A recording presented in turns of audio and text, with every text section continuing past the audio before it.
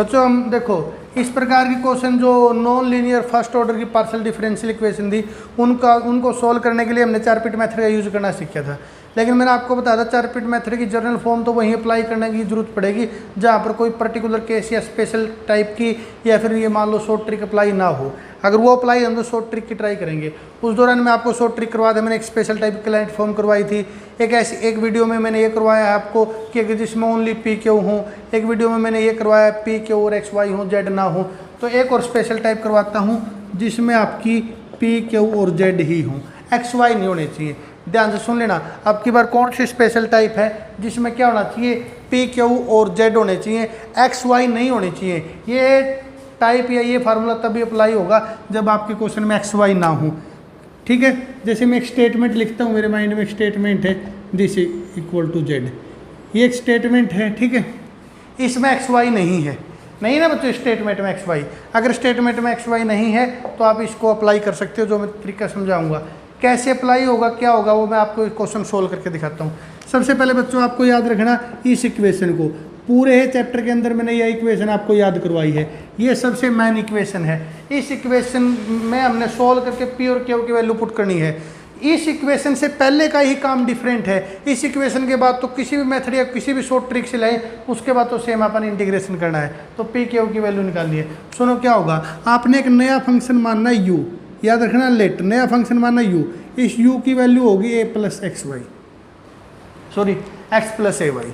दोबारा सुन लो क्या होगा, एक नया फंक्शन मानना है यू। अब देखो कोई भी, जैसे मैं कहूँगा भाई एक नया वेरिएबल मान लो एक्स, तो आप ये पूछोगे ना क्या है वो, हमारे पास एक्स वाई तो गिवन वेरिएबल होते हैं। तो एक नया फंक्शन मानना है यू, जो वेरिएबल मान लो यू वेरिएबल मानना है। यू वेरिएबल मानकर उसकी वैल्यू क्या है, एक्स प्लस में a y, where a is the arbitrary constant. फिर दोबारा सुन लो, एक नया वेरिएबल मानना है यू। ठीक है, क्या वेरिएबल मानना है यू। ठीक है, और जो u मानना है बच्चों उसकी वैल्यू क्या है, x प्लस में ए वाई। अब पुट देखो क्या होगा, पुट होगा आपका p इक्वल टू पुट होगा D z by d you. दोबारा सुन लो, p की जगह क्या पुट होगा, D z by d you. अच्छा देखो z तो नॉन फंक्शन है, z तो हम जानते हैं, z तो हमारा आंसर ही निकालना है। नया फंक्शन क्या है, सॉरी नया वेरिएबल क्या यूज किया मैंने, u। तो बच्चे के माइंड में आएगा u क्या, मैंने वो पहले बता दिया भाई u की वैल्यू क्या है। और फिर आपने क्यों मानना है a इंटू में जेड बाई जेड यू। ठीक है, p की वैल्यू क्या माननी है, जेड बाई जेड यू, और a की वैल्यू क्या माननी है, Z by Z you into में a। बस यही फर्क है। और गिवन स्टेटमेंट में पुट कर दो, p की जगह क्या पुट करना है, डी जेड डी यू और a और मानना है, और इक्वल टू जेड। इन दोनों की वैल्यू पुट करनी है आपने। ठीक है, a को आगे लिया हूँ मैं, d z by d u का whole square equal to z. दोनों साइड अंडर रूट कर दिया तो under root a d z by d u, इसका अंडर रूट करोगे तो under root z, plus minus भी लिख सकते हो नो प्रॉब्लम। ठीक है, इसको इस साइड ले आओ डी यू, जेड की टर्म जेड की साइड, जब इंटीग्रेशन होगा अगर वेरिएबल सेपरेट होंगे तो इसको इस साइड ले, ये यहाँ तक कर लोगे आप। दोनों साइड इंटीग्रेशन कर दो, ये कितनी पावर है, माइनस ऊपर ले जाओ -1/2, तो इंटीग्रेशन करोगे तो पावर कितनी, प्लस के 1/2, बाय में 1/2 आना था, ये मैंने ऐसे लिख लिया। ये यू एक नया कांस्टेंट है बी, ये होगा। जेड की वैल्यू ही आपने निकालनी होती है, दोनों साइड स्केयर कर दो, स्केयर करते हैं 4, ये ए और ये जेड, इसका स्केयर 4a जेड और इसका स्केयर क्या हो जाएगा, u प्लस बी का होल स्केयर। ये होगा, u की वैल्यू पुट कर दो, हम पहले ही मान गए ना, ये तो वैसे ही माना था सोल्व करने के लिए, ये तो सोल्व करने के लिए माना था, ये गिवन वेरिएबल थोड़ा है। तो u की वैल्यू क्या है, x प्लस ए वाई। तो मैं पुट कर देता हूँ और ये बन जाएगा x प्लस ए प्लस बी। अगर जनरल सॉल्यूशन मानना तो नए वेरिएबल की जगह फंक्शन मान सकते हो। सिंगुलर सॉल्यूशन अगर आपने निकालना है तो फिर वही आप एक बार partial derivative with respect to a करोगे और एक बार partial derivative with respect to b करोगे। अगर उससे सोल्व हो गया, इंटीग्रेशन आ गया तो ठीक है।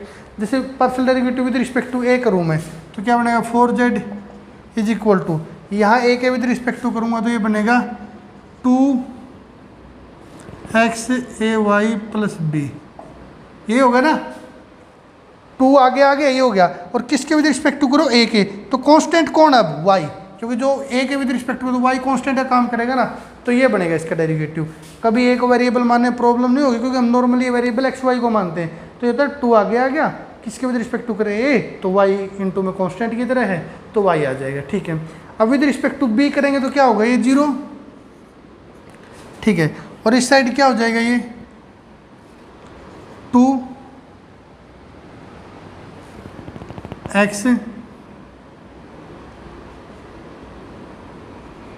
ए वाई प्लस बी, ये हो ना b के विद रिस्पेक्ट टू करो तो ठीक है, यही हो जाएगा।